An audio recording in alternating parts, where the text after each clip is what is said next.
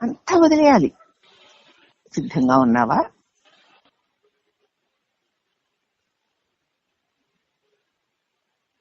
ఇంద్రియ విషయాలు కాదు, ఇంద్రియాలని వదిలేయాలి. ఇంద్రియాలంటే జ్ఞానేంద్రియ, కర్మేంద్రియాలు. మనస్సుని కూడా వదిలేయాలి, దేహాన్ని కూడా వదిలేయాలి. అలా వదలగలిగిన వారు ఎవరైనా ఇక్కడున్నారా అన్నారు. సాయంత్రం 7 గంటలకే గురువు గారు సత్సంగ సమయాన్ని ముగించేశారు. తర్వాత రమణానంద స్వామి గురువు గారు పాదాలకి నూనె రాస్తానని అన్నారు. గురువుగారు వద్దు అన్నారు. అందుకు వారు లేదు స్వామి రాస్తానని మొదలు పెట్టారు. నేను గురువు గారి పక్కనే కూర్చొని ఉన్నాను. కళామాతాజీ నన్ను పాలు తీసుకోమని చెప్పారు, కానీ నేను అలాగే కూర్చొని ఉన్నాను. కొంత సమయం గడిచిన తర్వాత గురువు గారు నాతో, ఏమయ్యా నువ్వు నీ ఆహారాన్ని తీసుకున్నావా అని నన్ను అడిగితే సమాధానంగా కళామాతాజీ లేదు స్వామి అన్నారు. గురువు గారు నాతో వెళ్లి ఆహారం తీసుకో అన్నారు. జయంతి మాతాజీ గురువు గారికి కూడా ఆహారం ఇచ్చారు. నేను ఆహారం తీసుకుని గురువు గారి దగ్గరికి వెళ్లి కూర్చున్నాను.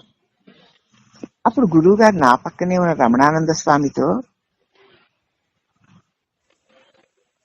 ఏమయ్యా వైరాగ్యం కావాలి, దానికి ఏం చెయ్యాలి అని అడిగారు. స్వామికి వైరాగ్యం కావాలట, ఏం చేయాలని అడిగారు వీళ్ళని. రమణానంద స్వామి చెప్పండి స్వామి మీరే అన్నాడు. మళ్ళీ గురువు గారు అన్నారు, అసలు వైరాగ్యం అంటే ఏమిటి, దానికోసం ఏం చెయ్యాలి అది నువ్వు చెప్పు అన్నారు స్వామి.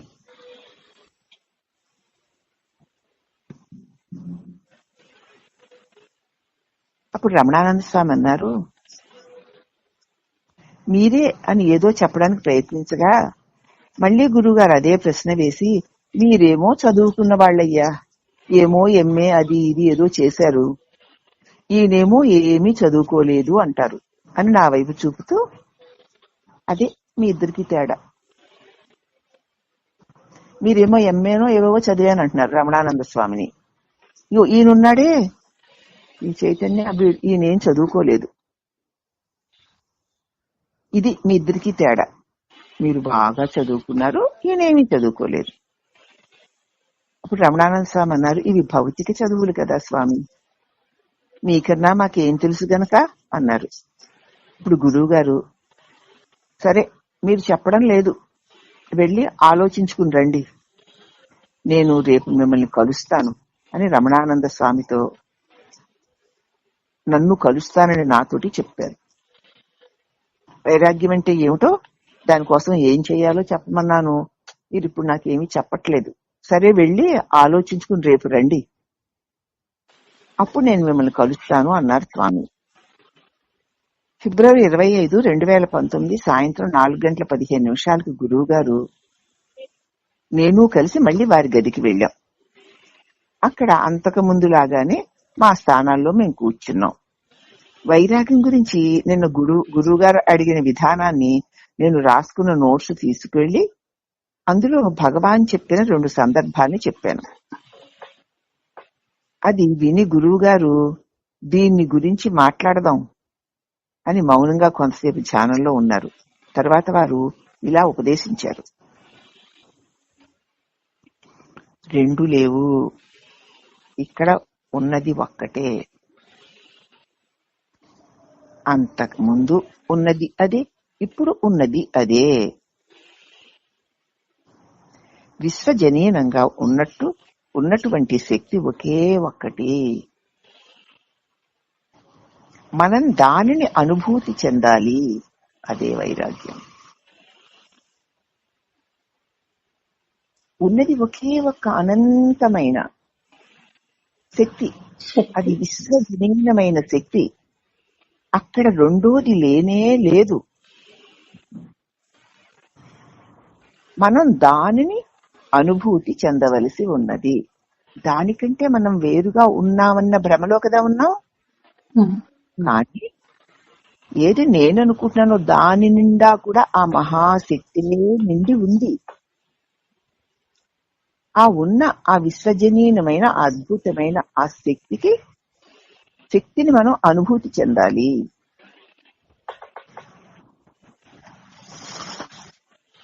ఒకసారి మనం దాన్ని అంగీకరిస్తే, ఒక్కసారి విశ్వంలో అణువణువులో ఆ అఖండమైన దివ్య శక్తి నిండి ఉంది. ఈ విశ్వంలో భాగమైన ఈ నేనన్నబడే శరీరం నిండా కూడా దివ్య శక్తితో నింపబడి చైతన్యీకరింపబడుతోంది. ఉన్నది ఆ మహాశక్తి తప్ప మరొకటి లేదు అని ఒక్కసారి గనక మనం దీన్ని అంగీకరిస్తే ఇక మిగిలినవన్నీ అవే పోతాయి. దానికి ఎవరి సహాయం కావాలి? ఎవరు ఎంత చెప్పినా నువ్వు అంగీకరించాలి. అంగీకరించడం అంటే నోటితో కాదు,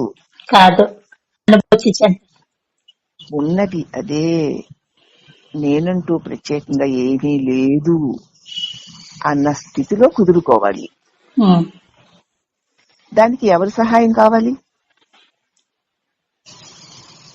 నువ్వు నీ ఇంటిలో నుంచి కదలవు అనుకున్నావు, దానికి ఎవరి సహాయం కావాలి? అక్కర్లేదమ్మా. నీ ఒంటిలో నుంచి నువ్వు కదలవు, దానికి ఎవరి సహాయం కావాలి?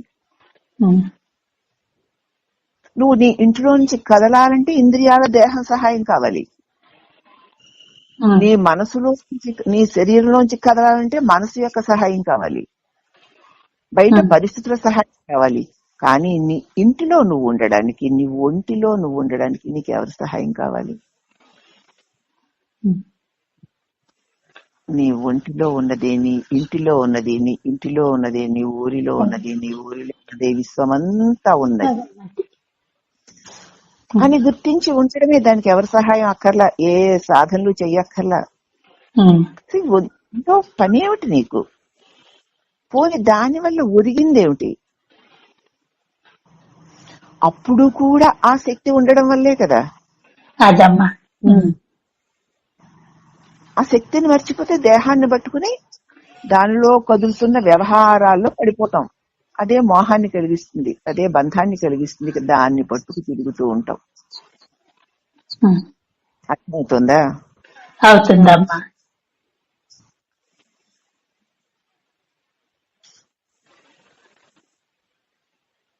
కాబట్టి ఒకసారి మనం గనుక దాన్ని అంగీకరిస్తే మిగిలినవన్నీ అవే పోతాయి. దానికి ఎవ్వరి ఏమో అక్కర్లేదు అని సెలవిచ్చారు. తర్వాత 5 గంటలకి సూర్యుని ధ్యానించడానికి పైకి వెళ్దామని సౌజ్ఞ చేశారు. గురువు గారిని అనుసరించి పైకి వెళ్ళాం. అక్కడ కూర్చొని 5 గంటల నుంచి 6 గంటల వరకు సూర్య ధ్యానంలో ఉన్నాం. నేను తిరిగి వచ్చేటప్పుడు గురువు గారు నా వైపు చూసి, యూ కెన్ సీన్ ఇట్ అన్నారు. రాత్రి 7 గంటలకి సత్సంగం ముగిసిన తర్వాత యోగ వాయుశిష్టంలోని సందర్భం విన్న గురువు గారు నన్ను ఇలా ఆదేశించారు. ఆ సత్సంగంలో యోగ వాయుశిష్టం చెప్పుకుంటున్నారు అన్నమాట. దానిలో ఒక సందర్భాన్ని విన్నారు స్వామి. విని నన్ను ఇలా ఆదేశించారు,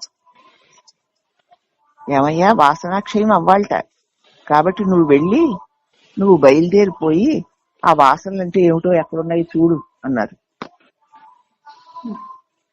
మరి యోగ వాసనలో చెప్తున్నారు, అంతేగా వాసనాక్షయం అవ్వాలట, మరి నువ్వు బయలుదేరిపోయి ఆ వాసనలంటే ఏమిటో చూడు అన్నారు.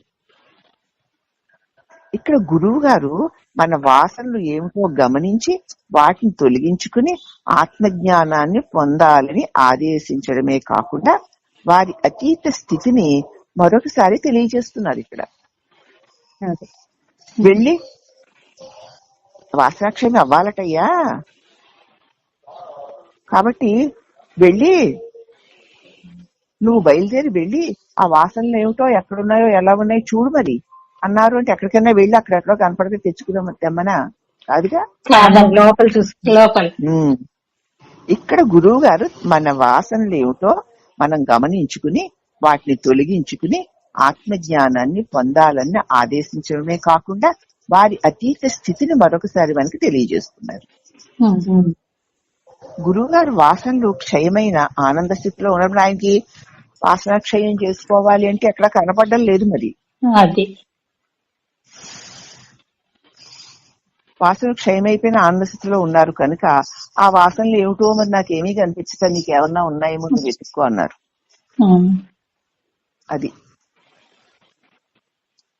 ఫిబ్రవరి 26, 2019 సాయంత్రం 3:40 ఆహారం తీసుకుని గురువుగారి దగ్గరికి వెళ్ళాను. గురువుగారు గడియారం వైపు చూసి నాతో ఏదో విషయం చెప్పడానికి ప్రయత్నిస్తూ ఉండగా దగ్గరగా వెళ్లి స్వామి అన్నాను. అప్పుడు గురువుగారు మనం అది చూపించాలి, పిక్చర్ గా ఉండేది అని వెంటనే లేచి గురువుగారి గది తాళం తీసుకుని నా చేతికి ఇచ్చి పోదాం అన్నారు. గురువుగారు గడియారం వైపు చూసి నాతో ఏదో విషయం చెప్పడానికి ప్రయత్నిస్తూ ఉండగా నేను దగ్గరికి వెళ్ళి ఏమిటి స్వామి అన్నాను. అప్పుడు గురువుగారు అన్నారు, మనం అది చూపించాలయ్యా, అది పిక్చర్ గా ఉంటుంది అని వెంటనే లేచి గురువుగారి గది తాళం తీసుకుని నా చేతికిచ్చి పోదాం పదా అన్నారు. 4 గంటలకు గురువుగారి గదిలో యథాస్థానాల్లో కూర్చున్నాం. అప్పుడు గురువుగారు భగవాన్ చెప్పిన కర్త వారి వారి ప్రారంభ కర్మానుసారం జీవులను ఆడిస్తున్నాడు, జరుగునది ఎవరెంత ప్రయత్నించినా జరగదు, జరుగునది ఎవరెంతరు అడ్డు పెట్టినా జరిగనే జరుగుతుంది, ఇది సత్యము కనుక మౌనముగా ఉండుటే ఉత్తమము అన్న పోస్టరు గురువు గారి గది తలుపుకి అంటించి ఉన్నది చూపిస్తూ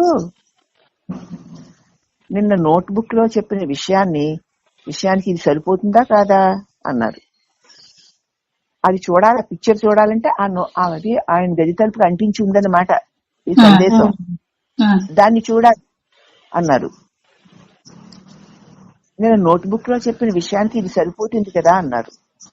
మొన్న గురువు గారు వైరాగ్యం అంటే ఏమిటి, దానికోసం ఏం చెయ్యాలి అని అడిగారు కదా, అదిగో దానికి ఇదే సమాధానం. భగవంతుడు బెళ నిన్న పెట్టాను, బెడన మన దానిలో వచ్చింది. మన జీవితంలో ప్రతి సంఘటన,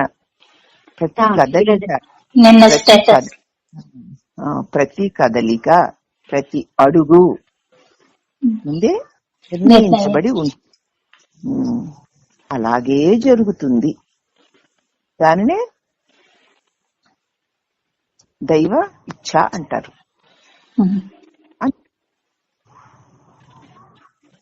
అది ఇక్కడ అది వైరాగ్యం అంటే. అదిగో ఇప్పుడు చూడు, మరి నిన్న నోట్బుక్ లో చెప్పిన విషయానికి సరిపోయిందా అన్నారు. అవును, మొన్న గురువు గారు వైరాగ్యం అంటే ఏమిటి, దానికోసం ఏం చేయాలని అడిగిన దానికి భగవాన్ చెప్పిన విషయాలను నా పుస్తకంలో రాసుకుని నిన్న చూపించినప్పుడు దీని గురించి తర్వాత మాట్లాడదాంలే అన్నారు. ఈయన మరి ఏమో రాసి పట్టుకెళ్ళి ఉంటాడు. కాబట్టి నేను నోట్బుక్ లో చెప్పిన దానికి సరిపోతుంది అని చెప్పారు. సినిమా తెరని ఉపమానంగా కూడా చెప్పారు. అంతటిలోనూ ఒకే ఒక్క శక్తి ఉన్నదని, ఉన్నది ఒక్కటేనని చెప్పారు. ఫిబ్రవరి 28 మధ్యాహ్నం 3 గంటల సమయంలో గురువు గారు కృష్ణ మందిరం నుంచి బయటికి వచ్చి నన్ను చూసి ఇలా పిలిచారు. మౌన భాషలో స్వామీజీ గది తాళం తీసుకోమన్నారు. తర్వాత నేను ఆహారం తీసుకుని రమ్మని చెప్పగా ఆహారం తీసుకుని గురువు గారితో కలిసి వారి గదిలోకి వెళ్ళాను. తరువాత నిన్న సాయంత్రం గురువు గారికి నాకు మధ్య జరిగిన చర్చను అనుసరించి నా నిర్ణయాన్ని తెలుపుతూ గురువు గారితో నేను ఇలా అన్నాను. స్వామీజీ, మానసికంగా భౌతికంగా అన్నీ త్యజించాలని అనుకుంటున్నాను అని, భౌతికంగాను మానసికంగాను కూడా అన్ని విడిచి ఉండాలనుకుంటున్నాను స్వామి అన్నాను. అప్పుడు గురువు గారు, అవును అదే సులభం, వదిలిపెట్టేస్తే బరువు ఉండదు కదా మరి, అక్కడ సచ్చిదానంద పరబ్రహ్మం తప్ప వేరే ఏమీ ఉండదు కదా అన్నారు. రెండోది ఉంటే కదా తంటాలు పెంటాలును. రెండోది లేకపోతే ఎవరితో కయ్యమాడతావు? ఎవరిని గొప్పవాళ్ళు అంటావు, ఎవరిని తక్కువ వాళ్ళు అంటావు, ఎవరిని నా వాళ్ళు అంటావు, ఎవరిని నా వాళ్ళు కాదంటావు. భౌతికంగాను మానసికంగాను కూడా అన్ని వదిలేస్తే బా అవును కదా, ఎంత తేలికో. వదిలేస్తే హాయిగా ఉంటావు. అప్పుడు సచ్చిదానందం తప్ప ఇంకేమీ ఉండదు అన్నారు. అంటూ ఇది నా గురువుగారి ప్రత్యక్ష అనుభవం కూడాను అదే. తర్వాత మార్చి 6వ తారీఖు సాయంత్రం 4:30 గంటల సమయంలో గురువుగారిని కలవడానికి వెళ్లి కృష్ణ మందిరం తలుపు దగ్గర నిలబడి ఉన్నాను. అంతలో మాతాజీ మాటలు వినిపించి స్వామీజీకి ఆహారం ఇస్తున్నారని తెలుసుకుని కొంచెం వెనక్కి వచ్చి ఇనుప గేటు దగ్గర నిలబడ్డాను.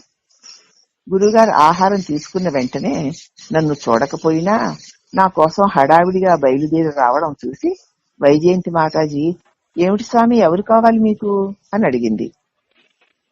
స్వామీజీ చెప్తున్న మాటలు అర్థం చేసుకుంటూ బ్రహ్మ చైతన్యం పిలవమంటారా అన్నారు.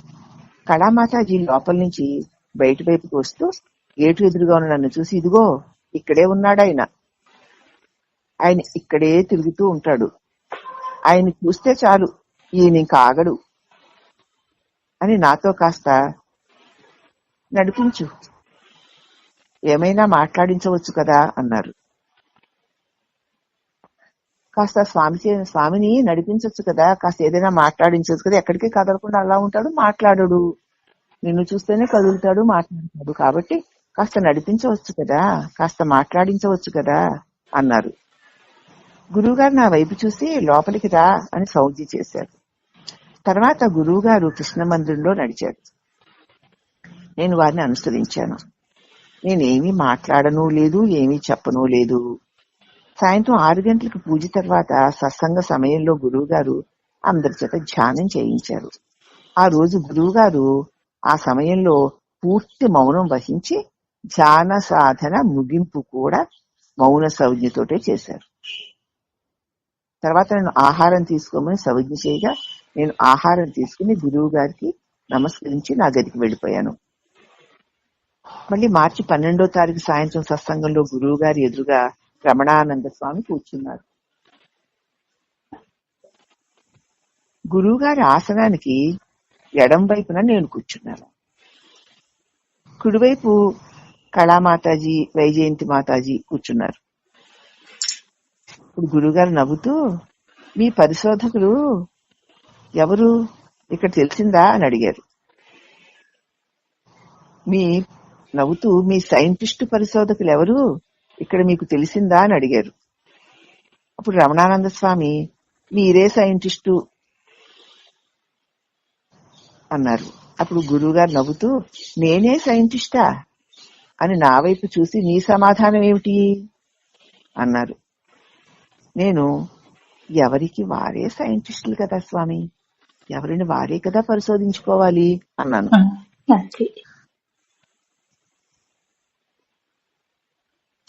అప్పుడు గురువు గారు, ఎవరికి వారే సైంటిస్టులట, ఇంకా గొప్పగా ఉన్నారు ఈయన అని వైజయంతి మాతాజీతో,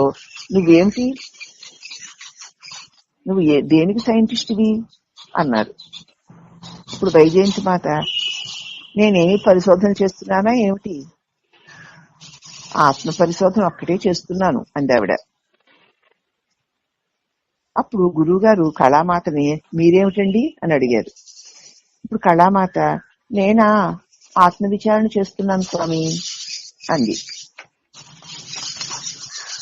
అప్పుడు గురువు గారు, కాబట్టి ఆహా, విచారణ అంటే ఏమిటి అన్నారు. కళామాత ఏదైనా ప్రశ్నకు జవాబు వెతుక్కోవడం, నేను ఎవరు అనే ప్రశ్నకు జవాబు వెతుక్కోవడం. కళామాత అంది, ఏదైనా ఒక ప్రశ్నకి సమాధానాన్ని వెతుక్కోవడం కూడా విచారణే అంటారు స్వామి. అలాగే నేను ఎవరు అన్న ప్రశ్నకి జవాబు ఏంటి, నేనెవరా అని వెతుక్కోవడమే అంది ఆవిడ. అప్పుడు గురువు గారు అన్నారు, ఏమండి అని వైజయంతి మాత వైపు చూశారు.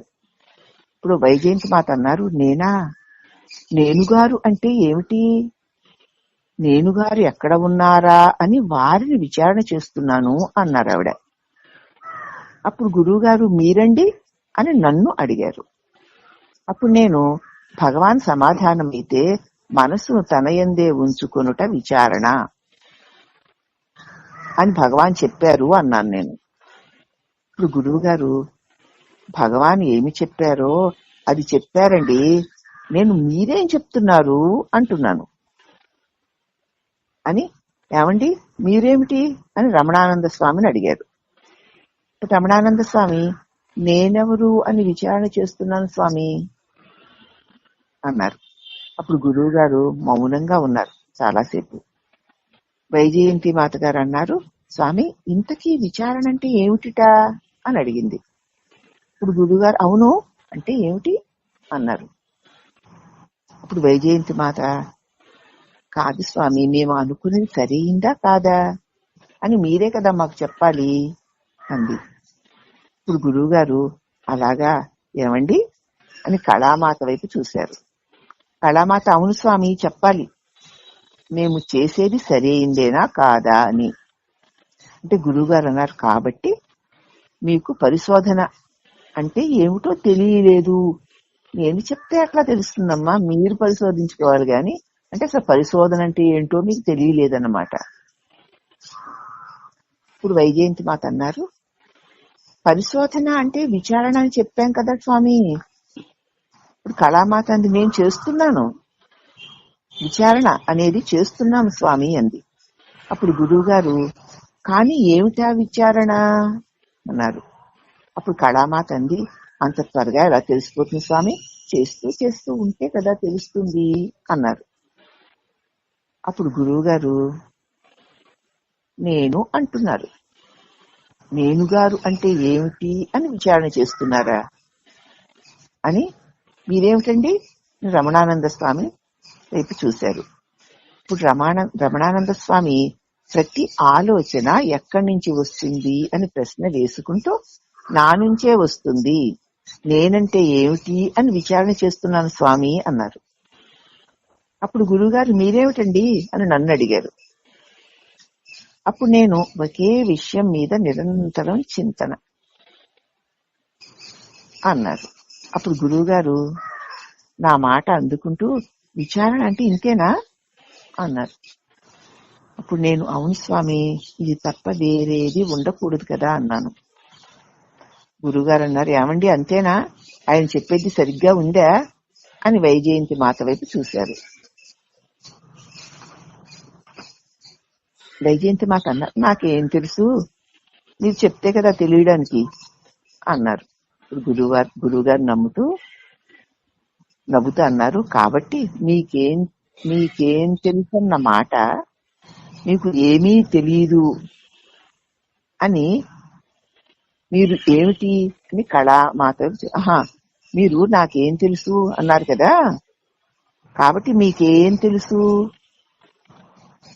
మీకేం తెలుసు అయితే మీకేమీ తెలియదు కానీ మీకేం తెలుసు అంటే మీకేమీ తెలియదని అని మీరే కళామాత వైపు చూశారు. ఇందాకనే చెప్పాను కదా స్వామి అంది ఆవిడ. ఏం చెప్పావు అన్నారు. విచారణ చేస్తున్నానని.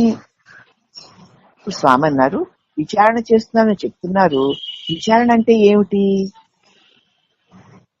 నేను ఉన్నాను, నేను ఎలా ఉన్నానో తెలుసు కానీ అనుభవపూర్వకంగా తెలియడం లేదు.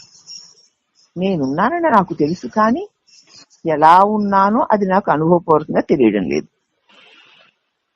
అలా అని మీరు నిద్రపోలేదా అంటే నిద్రలో మీరు ఏమిటో మీకు తెలియదా అంటే అది తెలుసు కానీ తెలియడం లేదు.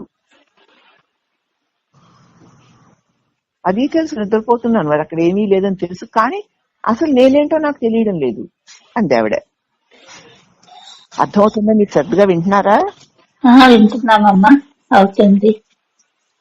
అప్పుడు గురువు గారు, కాబట్టి నేనంటే ఏమిటో తెలీదు, ఆ తెలియంది ఏమిటా అని విచారణ చేస్తున్నారన్నమాట మీరందరూ. అప్పుడు కళామాత అన్నారు నవ్వుతూ, నాకు అర్థం కాలేదు అంది. అప్పుడు గురువు గారు నేను అంటున్నారు ప్రతి వాళ్ళును. నేను అనేది ఎక్కడి నుంచి వస్తుంది అని విచారణ చేస్తున్నారా? మీరు కూడా అంతేనా? అవును స్వామి, ఎవరు మాట్లాడుతున్నారు అని ఒకదాని తర్వాత ఒకటి ఆలోచిస్తూ విచారణ చేస్తున్నాను అన్నారు. అప్పుడు గురువు గారు అన్నారు, కాబట్టి ఇప్పుడు దీని ద్వారా మీకేం తెలిసింది?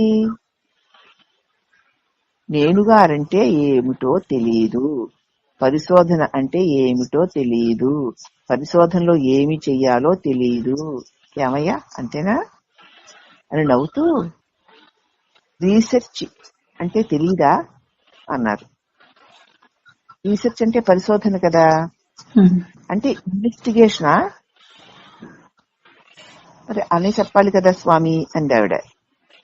అప్పుడు గురువు గారు అన్నారు, నేనంటే ఏమిటో తెలియదు ఎవ్వరికీను. ఇంతకీ అదేగా సమాధానం. ఏమండి? రమణానంద స్వామి వైపు చూశారు.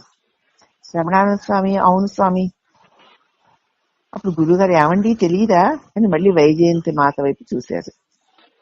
ఇప్పుడు ఆవిడ, నేను దేహమని ఎప్పుడు అనిపిస్తుందే గాని నేను ఆత్మస్వరూపము అని అనిపించాలి. నాకు తెలుసు నేను ఆత్మస్వరూపాన్ని, కానీ ఎప్పుడు నాకు దేహమును అనే అనిపిస్తుంది. కానీ మరి నాకు నేను ఆత్మస్వరూపాన్ని అని అనిపించాలి కదా స్వామి అంది ఆవిడ. అప్పుడు గురువు గారు, అనిపించాలి, కానీ అది ఏమిటి? ఏమండి, నేను అనేది ఏదో ఉందిట, దానిలో నుండే వస్తుందిట. ఆ నేను అనేది, ఈ నేను అనేది ఏమిటి అని ప్రశ్న అంటూ కొంతసేపు మౌనంగా ఉన్నారు. తర్వాత మళ్ళీ గురువు గారే అన్నారు, ఈ నేను అనేది ఏమిటి? ఏమిటండి నేను? మరి నేను అనేది ఉనికి ఎరుక అన్నారు కదా స్వామి. ఉనికి ఎరుక అంటే ఏమిటండి? ఉనికి అంటే ఉన్నది, ఎరుకంటే ఉన్నదని తెలుసుకుని ఉన్నది అంది వైజయంతి మాత. ఇప్పుడు గురువు గారు, ఎందుకంటే ఆపడానికి చీకటి పడిపోయింది కానీ ఈ పాయింట్లు అలా ఉన్నాయి. గురువు గారు, ఉనికి అంటే ఏమిటమ్మా అనే ప్రశ్న వచ్చింది. దానిని విచారణ చేస్తే దానికి మూలం ఏమిటి అంటున్నాము. ఈ నేను అనేది ఒకటి వస్తుంది, ఆ నేను ఎక్కడి నుంచి వస్తుంది, ఏమిటది అని స్వామి ఆగారు. అప్పుడు నేను అంటే ఈ చైతన్య గారు, నేను ఏమిటో తెలియదు స్వామీజీ, దాని స్ఫురణ మాత్రమే ఉంటుందంతే అన్నాను. నేను ఏమిటో తెలియదు గాని స్ఫురణ అంటే ఏమిటో నీకు తెలుసా?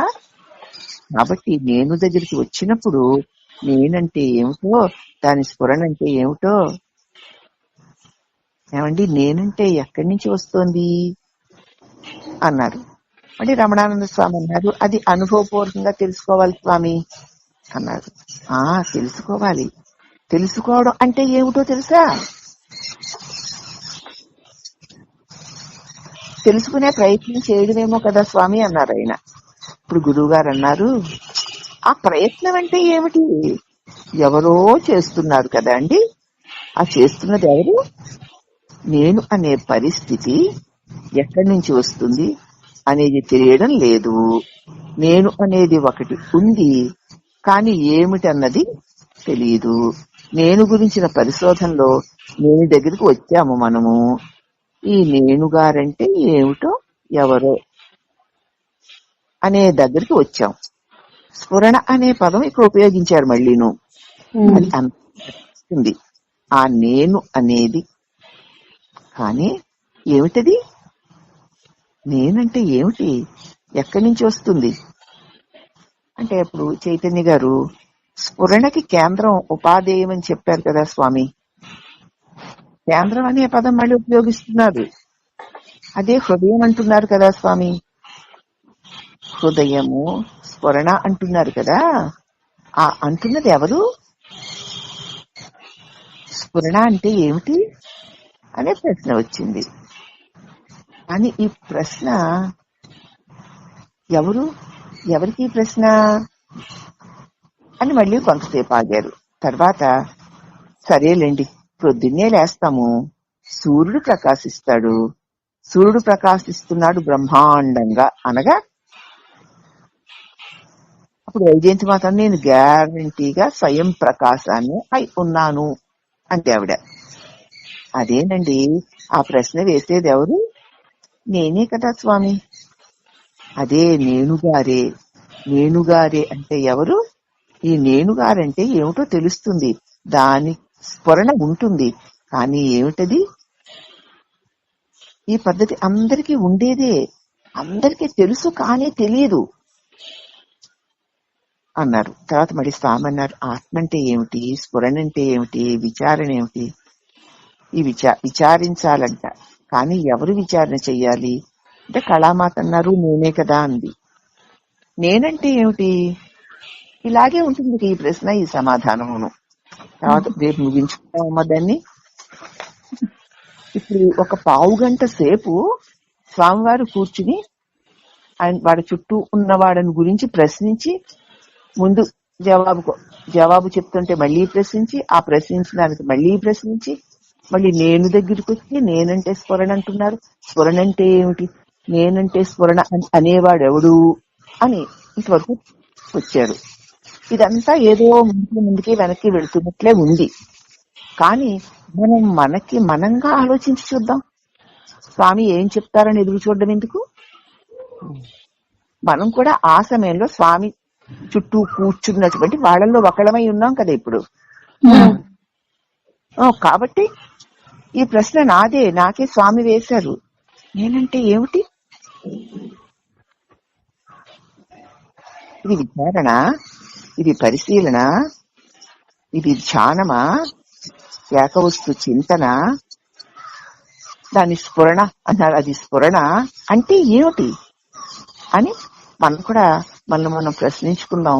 రేపు ఆ వివరణ స్వామి చెప్పింది మనం అనుకున్నది సరిపోయిందేమో చూద్దాం. సరేనా? వాళ్ళకి నేటి పరీక్ష మరి మనకు మాత్రం ఉండద్దు. చదివేసుకుని అక్కడ పడేయడానికి కాదు కదా ఈ పుస్తకం.